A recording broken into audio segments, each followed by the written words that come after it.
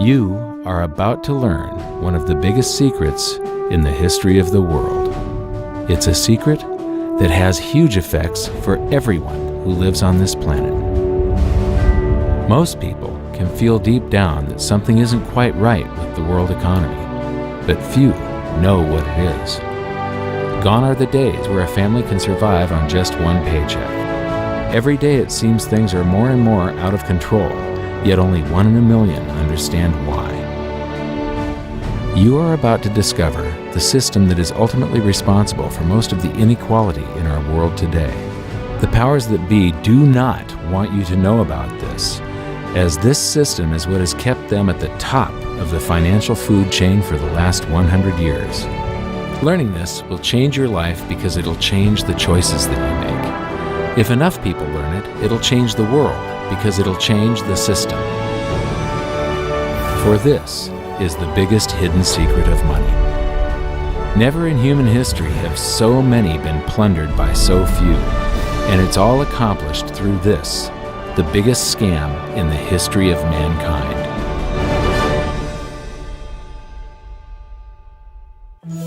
They say that money doesn't grow on trees, but the truth is that the modern banking system creates currency far faster than trees can grow. Most people don't have a clue how currency is created. Economists and bankers make it sound so complex that people think they can't understand it. But I'm going to strip our monetary system down to its essence so that you can see the scam behind the curtain and just how it affects you. Every modern society creates currency in pretty much the same way. But since the US dollar is the majority of the world's currency, I'm going to use the United States as our example.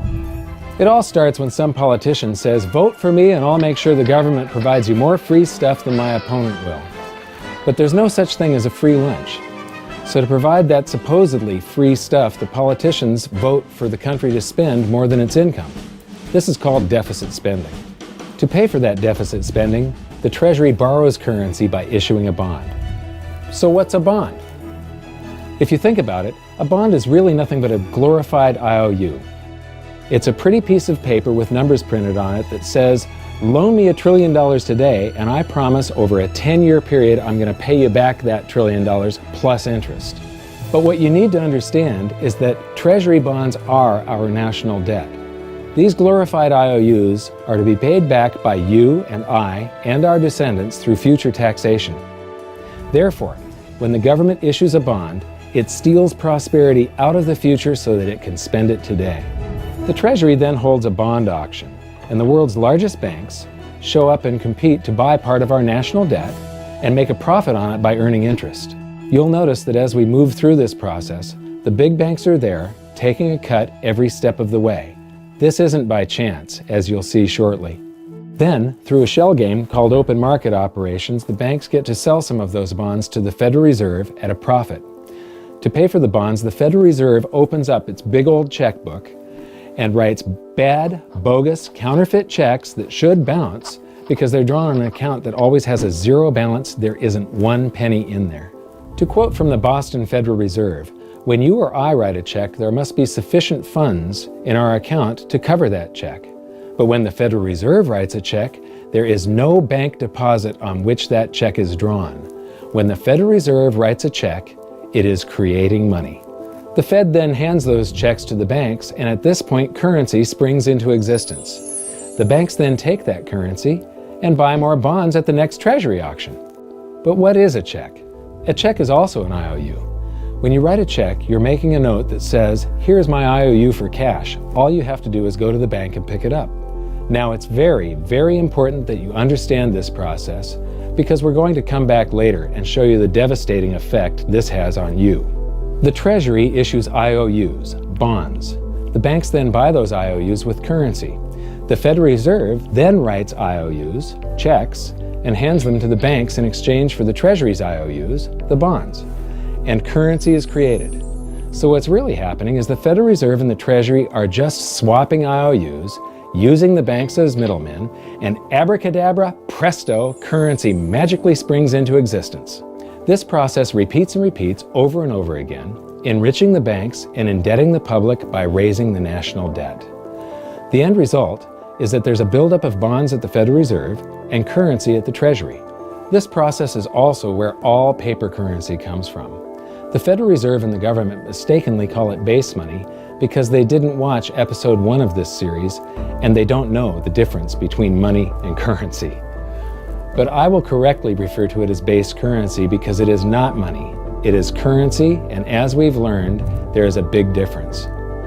Money has to be a store of value and maintain its purchasing power over long periods of time.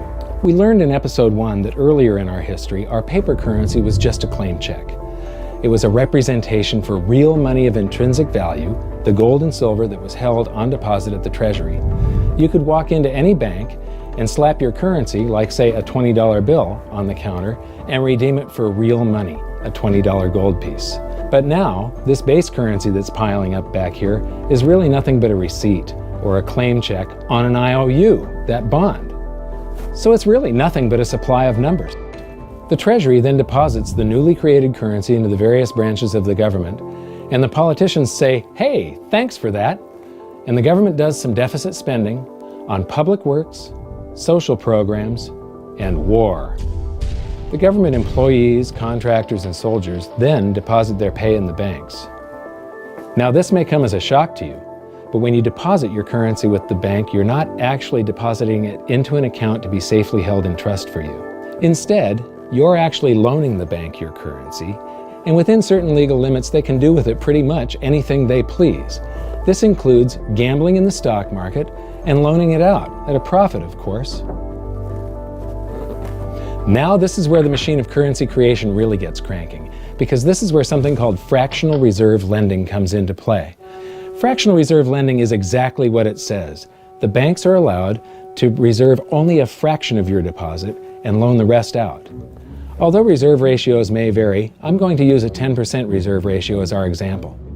If you deposit $100 in your account, the bank can legally take $90 of it and loan it out without telling you.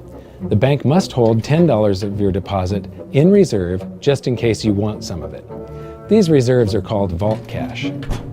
But why does your bank account still say you have $100 if the bank has stolen $90 of it? Because the bank left IOUs it created, called bank credit, in its place. Now I know this sounds crazy, but here it is in black and white from the Fed. Commercial banks create checkbook money when they grant a loan simply by adding new deposit dollars in accounts on their books in exchange for a borrower's IOU. These are nothing but numbers that the banks type into their computers. And even though these bank credit IOU numbers are very different from base currency numbers, because they only exist in computers, they are still currency.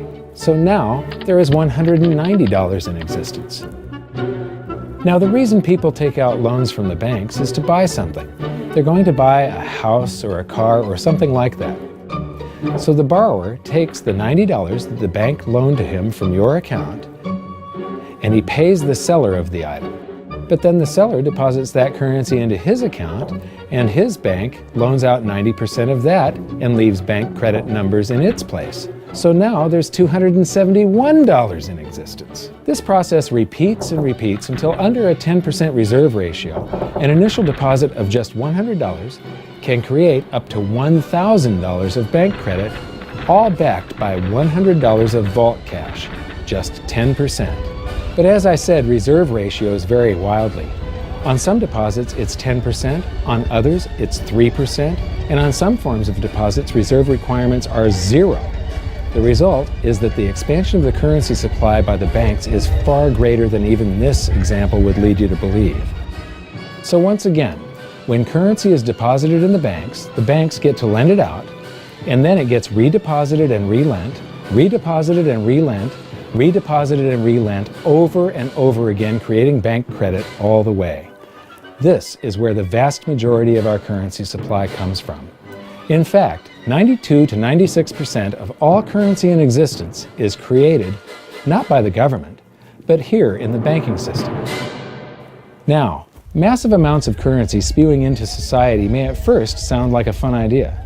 That is, until you remember one of the most important hidden secrets of money from episode 1, that the prices of everyday goods and services act as a sponge on an expanding currency supply. The more currency we have, the more prices rise. This is where inflation comes from. The true definition of inflation is an expansion of the currency supply. Rising prices are merely the symptom. So our entire currency supply is nothing but a couple of bucks whipped up in this hocus-pocus scam where the Treasury and the Federal Reserve swap glorified IOUs, and a bunch of numbers that the banks just type into their computers. That's it. That's our entire currency supply. It's nothing but a supply of numbers. Some of them printed, most of them typed, and there is nothing else. But if you thought that was crazy, get ready to enter the twilight zone of modern economics. We work for some of that currency supply. True wealth is your time, but we trade away moments of our lives, hour by hour, day by day, and year by year, for numbers that somebody printed on pieces of paper or just typed into a computer. Now those numbers represent our blood, sweat, tears, labor, ideas, and talent. We are what gives the currency its value. But here comes the really cruel joke. We work hard so that we can save some of that currency, so that we can pay the tax collector. In the United States, it's known as the IRS. They then turn it over to the Treasury so that the Treasury can pay the principal plus interest on that bond that the Federal Reserve bought with a check drawn on an account that has nothing in it.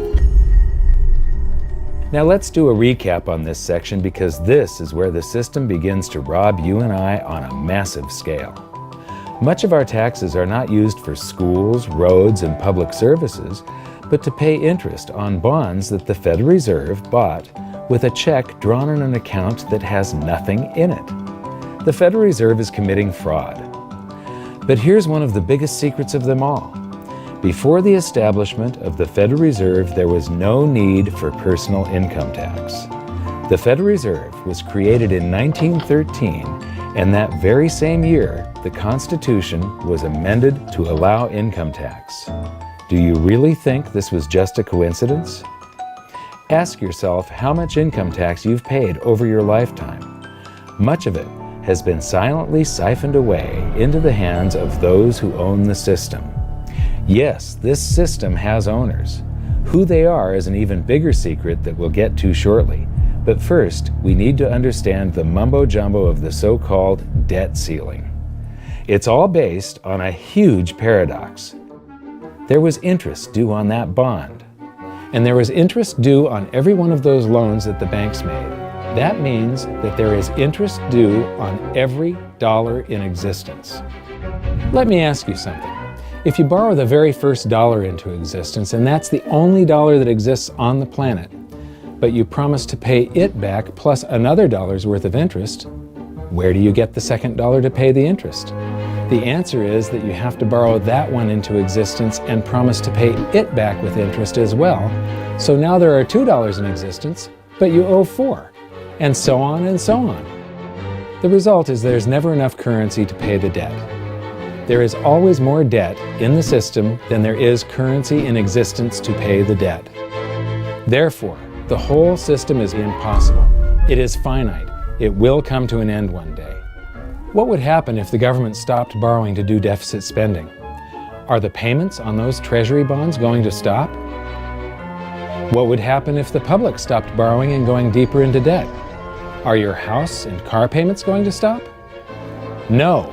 There is a payment due every month on the principal plus the interest on every dollar in existence, and those payments do not stop.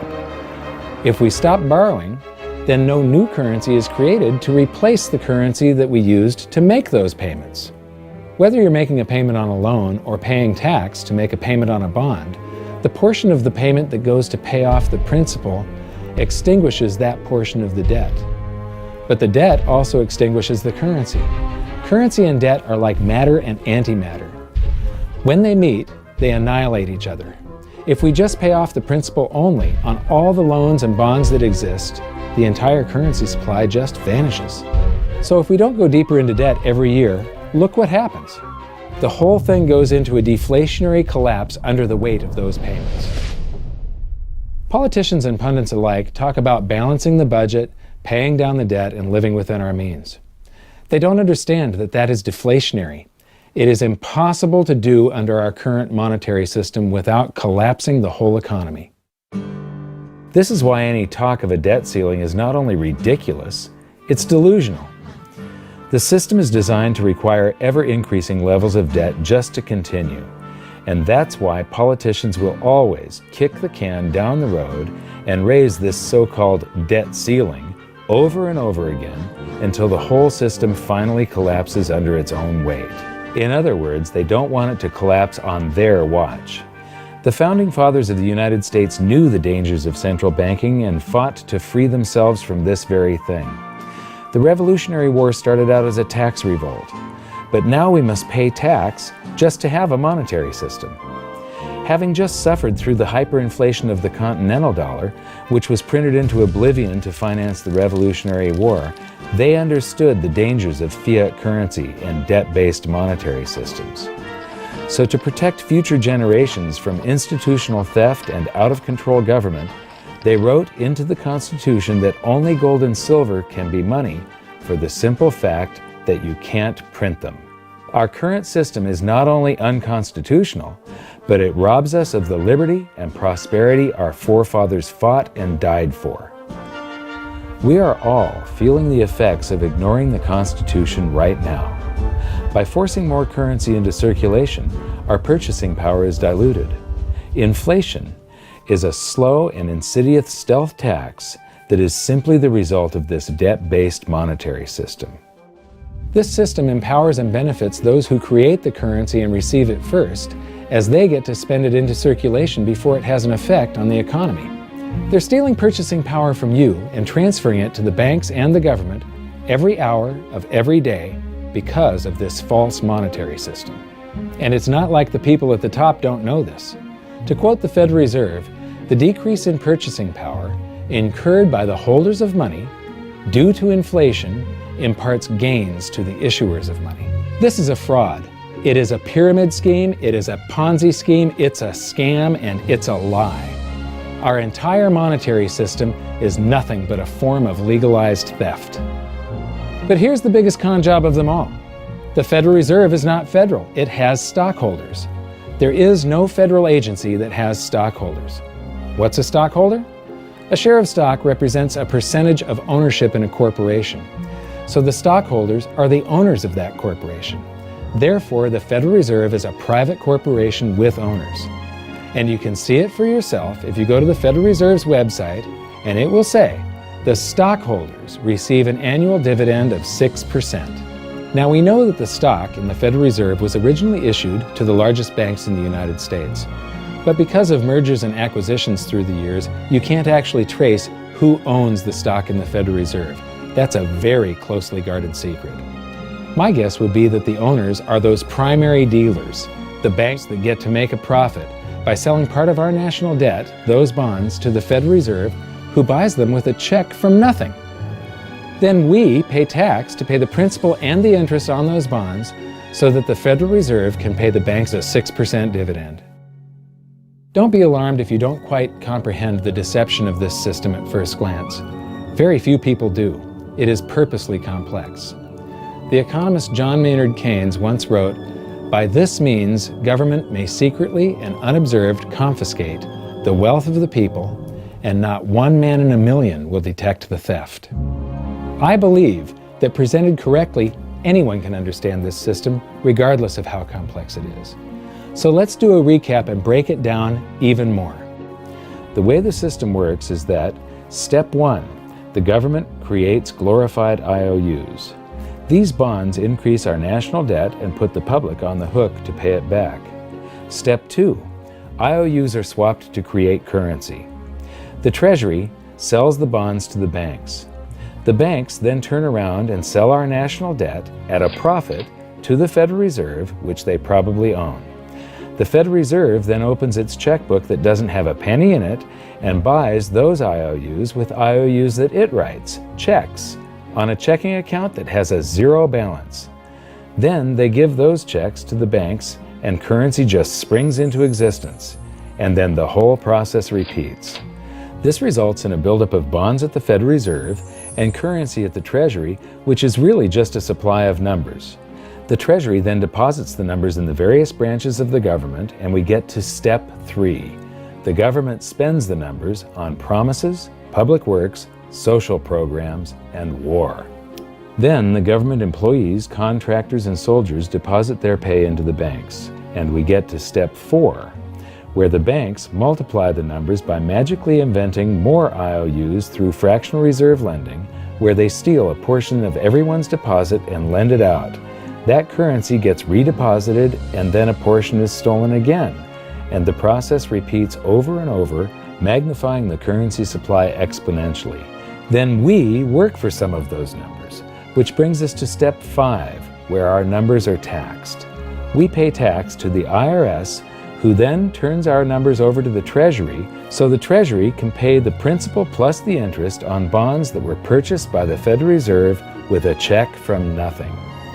Then we get to step 6, the debt ceiling delusion. The system is designed to require ever-increasing levels of debt and will eventually collapse under its own weight because politicians always kick the can down the road. They don't want it to collapse on their watch. And finally, step 7, the secret owners take their cut. The world's largest banks own the Federal Reserve. Those banks make a profit selling our national debt to the Fed. They make a profit when the Fed pays them interest on the reserves held at the Fed, and the Fed pays them a 6% dividend on their ownership of the Fed. This system is fundamentally evil. It funnels wealth from the working population to the government and the banking sector. It is the cause of the artificial booms and busts of modern economies, and it causes great disparity of wealth between the rich and the working class. And it is only possible because we no longer use real money, we use currency. But worst of all, it is a form of enslavement. Bond is the root word of bondage. Whenever a government issues a bond, it is a promise to make us pay tax in the future. Nobody asked you if you wanted to pay tax today for the prosperity we all enjoyed in the last century. Nobody is asking our children if they want to work hard in the future to pay for the prosperity we're enjoying now. George Washington once wrote to James Madison, "No generation has the right to contract debts greater than can be paid off during the course of its own existence." By stealing prosperity from tomorrow so we can spend it today, we enslave ourselves and future generations. Now this all sounds pretty bad, but there is great hope, for you are the greatest threat to this false monetary system. This system relies on the public being ignorant of its workings. Please share this knowledge with everyone you know, because an informed public that fully understands the system can build a better future for generations to come. And now I leave you with this quote, widely attributed to a former director of the Bank of England. The modern banking system manufactures money out of nothing. The process is perhaps the most astounding piece of sleight of hand that was ever invented. Banking was conceived in inequity and born in sin. Bankers own the earth. Take it away from them, but leave them the power to create money and control credit, and with the flick of a pen, they will create enough money to buy it back again. But if you want to continue as the slaves of bankers and pay the cost of your own slavery, let them continue to create money and to control credit. This is the Federal Reserve in Washington, D.C. It's located on Constitution Street, and that is just as much of a joke as the New York Fed being located on Liberty Street. Both of them are unconstitutional, both of them limit our liberty, and they transfer wealth away from us every second of every day to the Federal Reserve, to the government, and to the banking sector. You are now among the 1 in a million who can detect the theft of your prosperity. So the big question is, what can you do about it? 1. Watch this video until you can describe and teach it to others. Those who understand this system can make preparations for its unavoidable collapse and protect themselves. History shows that those who don't will probably be wiped out. 2. Share this video with everyone, especially those you care about. All it takes is a mouse click or two to get this message in front of millions. Post this video on Facebook, tweet it, email it to loved ones. Please share it wherever you can. 3. Join the conversation. The current world monetary system is based on a 300-year-old design meant to enrich a few at the expense of the many. There must be a better way. At hiddensecretsofmoney.com, we've created an open source platform for the design and development of a new world monetary system. We're calling on every economist, every student, every college, every bright mind, and anyone who cares to join the discussion. In educating ourselves and each other, we can prevent the further loss of our freedoms and maybe, just maybe, win some of them back.